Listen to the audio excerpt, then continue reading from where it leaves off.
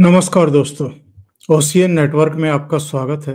मैं हूं ओमकार चौधरी। कई बार आप दूसरों के लिए अगर गड्ढा खोदते हैं तो याद रखना चाहिए उसमें आप खुद भी गिर सकते हैं। और यही हाल हम आम आदमी पार्टी का होते हुए देख रहे हैं। आम आदमी पार्टी जहां से चली थी, जहां से उठी थी, यानी सड़क से, वहीं पहुंच गई है। और उनके कर्मों ने उनको वहां पहुंचा दिया है। आतिशी मार लेना और उनके कुछ मुट्ठी भर विधायक और सपोर्टर सड़क पर बैठ करके, पार्क में बैठ करके, डॉक्टर अंबेडकर की मूर्ति के नीचे बैठ करके हंगामेबाजी कर रहे हैं, नारेबाजी कर रहे हैं। यानी जिस सड़क से चले थे, सत्ता में रहने के बाद, सत्ता में झूठ कह लीजिए, पाखंड कह लीजिए, जनता के साथ वादा खिलाफी कह लीजिए, कुछ भी नाम दे दीजिए, उसके चलते जो हश्र हुआ है वो आज उसको प्राप्त हो गए। और जो इन्होंने सत्ता में रहते हुए शक्तियों का दुरुपयोग किया था, अपने राजनीतिक विरोधियों को मिटाने के लिए, अपमानित करने के लिए जिस जिस तरह के कांड किए थे, जिस जिस तरह के फैसले किए थे या कराए थे चेयर के जरिए, आज वही सब इनको खुद भुगतना पड़ रहा है। दूसरा दिन था विधानसभा के सत्र का, और कल ही विजेंद्र गुप्ता स्पीकर चुन लिए गए थे। आज उपराज्यपाल का अभिभाषण होना था। अभिभाषण के दौरान आतिशी मारलेना से लेकर के संजीव झा और तमाम दूसरे जो आम आदमी पार्टी के एमएलए हैं, उन्होंने नारेबाजी शुरू कर दी। यानी राज्यपाल, उपराज्यपाल के अभिभाषण को लोग सुनने ना पाए, उसका ठीक से प्रसारण ना होने पाए। और राज्यपाल हों, अलग अलग राज्यों के, या उपराज्यपाल हों, वो जो अभिभाषण पढ़ते हैं वो सरकार का एक तरीके का एक डॉक्यूमेंट होता है, विजन डॉक्यूमेंट होता है, एक ब्लूप्रिंट होता है कि अगले 1 साल में उनकी सरकार क्या करने का इरादा रखती है, क्या क्या उसकी नीतियां हैं, क्या क्या उसके कार्यक्रम हैं, किन किन वर्गों के लिए वो आगे बढ़ने वाली है। लेकिन वो सब चीजें जनता तक ना पहुंचे, एक तो ये मकसद था। दूसरा जो समझ में आ रहा है वो ये था कि चूंकि उपराज्यपाल के अभिभाषण के तुरंत बाद मुख्यमंत्री रेखा गुप्ता सीएजी की रिपोर्ट रखने वाली थी सदन के पटल पर, और सबसे पहले रेखा गुप्ता सरकार ने, भारतीय जनता पार्टी की सरकार ने जो शराब नीति बनाई गई थी, उससे जो नुकसान हुआ है दिल्ली सरकार के राजस्व को, उस पर ही रिपोर्ट सदन के पटल पर रखी। लेकिन उससे पहले जो ड्रामा हुआ सदन में, जिस तरीके से उपराज्यपाल के भाषण के दौरान हंगामेबाजी की गई, नारेबाजी की गई, तो स्पीकर के पद पर वही विजेंद्र गुप्ता विराजमान थे, जिनको 2015 में अरविंद केजरीवाल ने मद में चूर होकर के, अहंकार में चूर होकर के, उनकी सीनियरिटी का भी ख्याल ना रखते हुए मार्शल के जरिए उनको कंधों पर उठा करके सदन से बाहर फेंकवा दिया था। वैसे तो कल भी विजेंद्र गुप्ता ने इनके कुछ एमएलए को नामित किया था, सदन से बाहर कर दिया था, और आज तो उनके पास बिल्कुल एकदम सॉलिड ग्राउंड था। आप उपराज्यपाल के अभिभाषण में बाधा बन रहे हैं, बार बार चेताने के बावजूद अपनी चेयर पर नहीं बैठ रहे हैं, और शांत होकर के नहीं सुन रहे हैं, यानी आप चेयर का भी अपमान कर रहे हैं, उपराज्यपाल का भी अपमान कर रहे हैं, और जो सदन में दूसरे एमएलए मौजूद हैं, यानी सत्ता पक्ष के एमएलए मौजूद हैं, आप उनके अधिकारों का भी हनन कर रहे हैं और सदन को ठीक तरीके से चलने नहीं दे रहे हैं। तो उन्होंने नामित किया, मार्शल्स को कहा कि इनको उठाओ और बाहर करो। बहुत सारे लोग सोशल मीडिया पर दूसरी लैंग्वेज इस्तेमाल करते हैं कि घसीट घसीट करके निकाला। अब वो घसीट कर निकाला कि नहीं निकाला वो अलग बात है, लेकिन लोगों को शायद ऐसे शब्द लिखने से शांति मिल रही है, उनको संतुष्टि है कि अतीत में इन लोगों ने भारतीय जनता पार्टी के अल्पसंख्या वाले विधानमंडल दल के साथ क्या किया। इससे पहली जो विधानसभा थी उसमें तो बीजेपी के 3 ही एमएलए थे, जो पिछली विधानसभा थी उसमें 8 एमएलए थे।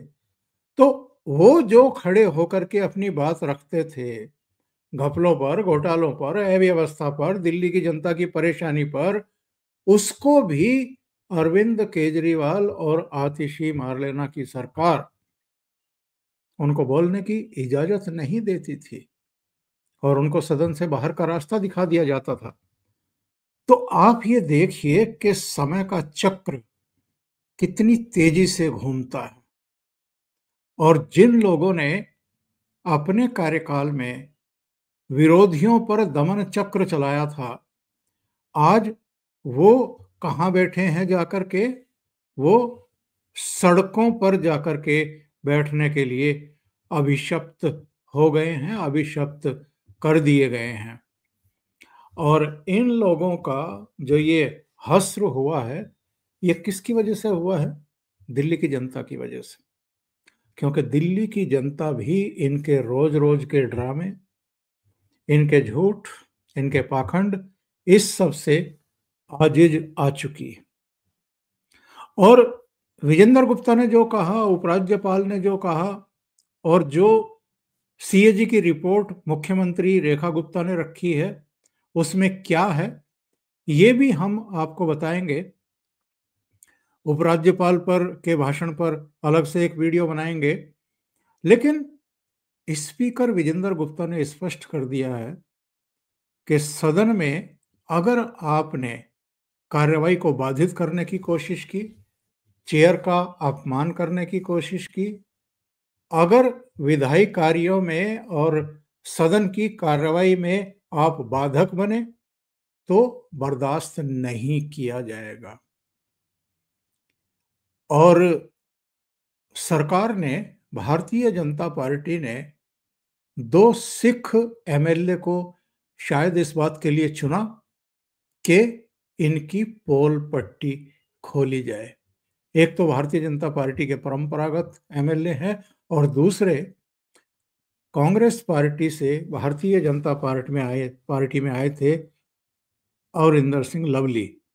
तो लवली को सुन लेते हैं उन्होंने क्या कहा।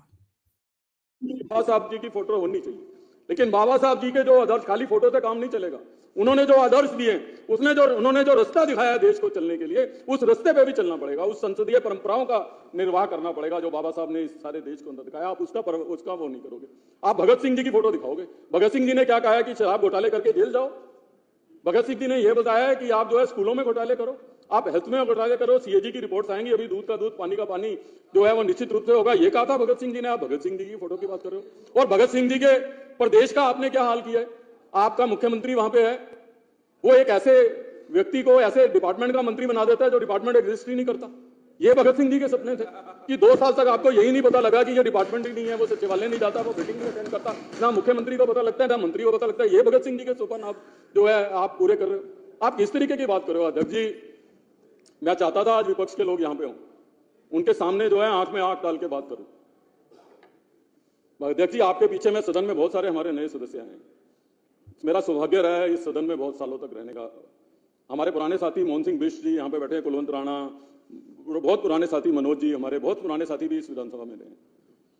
आप लोगों के साथ भी 3 टर्म में रहे, लेकिन आप लोगों का दुर्भाग्य रहा कि आप ऐसे समय में एमएलए बने जब लोकतांत्रिक मूल्य इस सदन के खत्म हो गए थे। वो सदन किस काम का है जिस सदन के अंदर जो है क्वेश्चन आवर खत्म कर दे और वो सरकार बाबा साहब के सपनों की बात करे? वो सदन किस काम का है? ये सदन किस हंगामा किस बात को लेकर के कर रही थी आतिशी?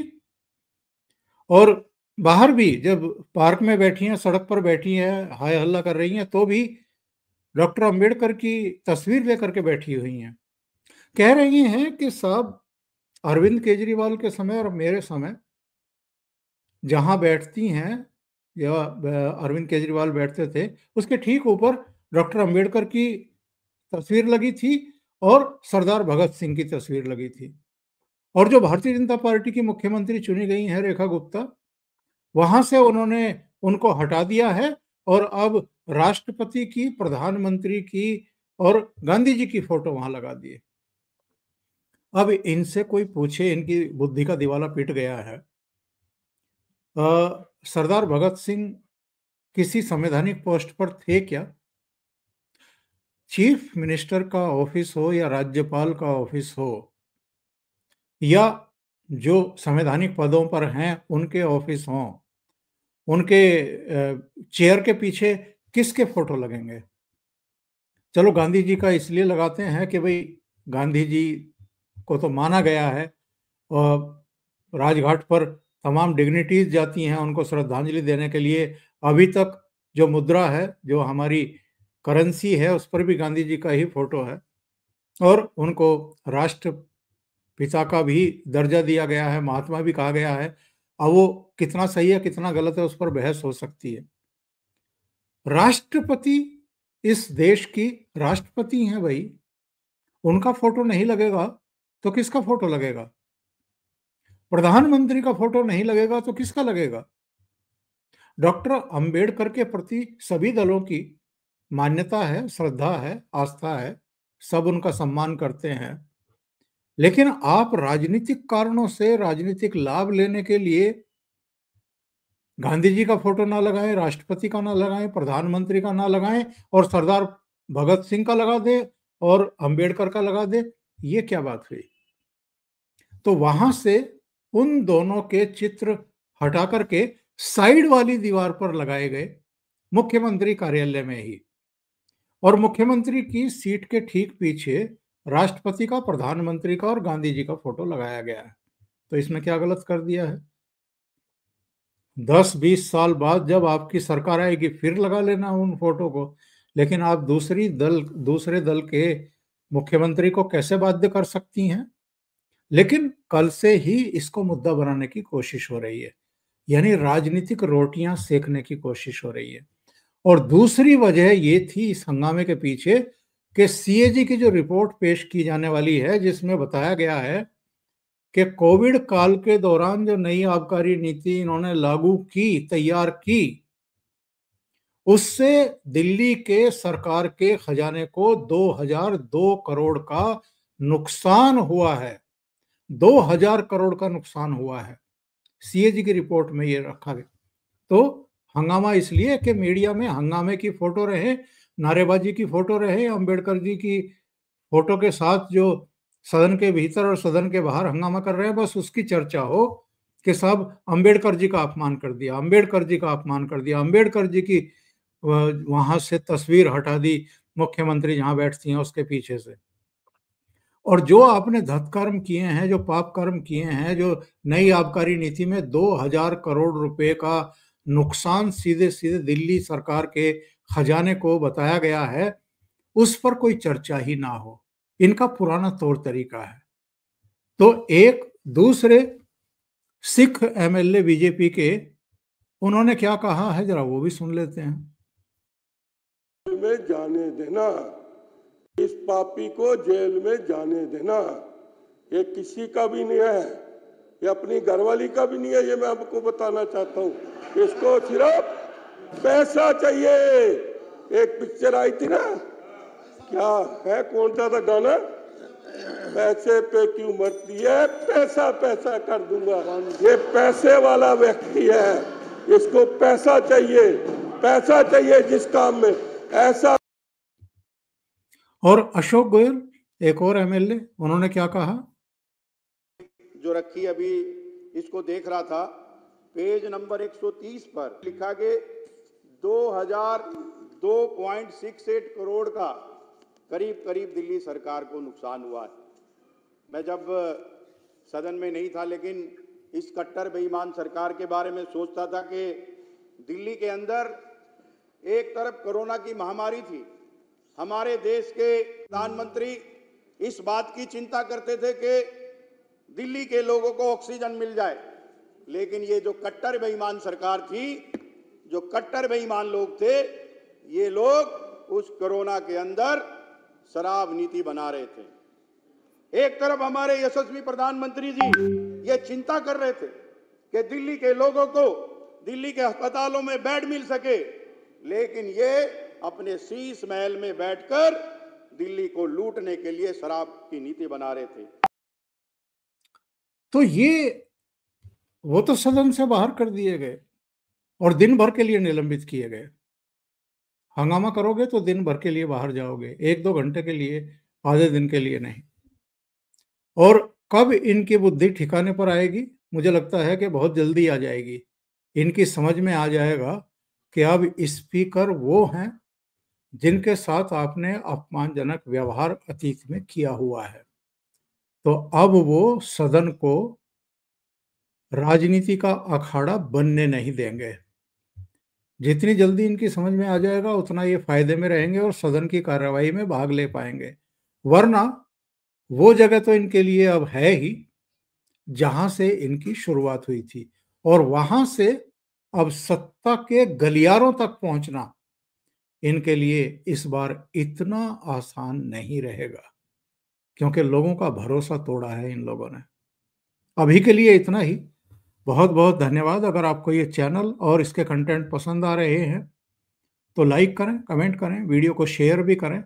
अभी तक अगर आपने ये चैनल सब्सक्राइब नहीं किया है तो सब्सक्राइब कर लें और साथ में लगे बेल आइकॉन को दबा दें ताकि आगे आने वाले वीडियो और उनके नोटिफिकेशन आप तक पहुंचते रहें। बहुत बहुत धन्यवाद। नमस्कार।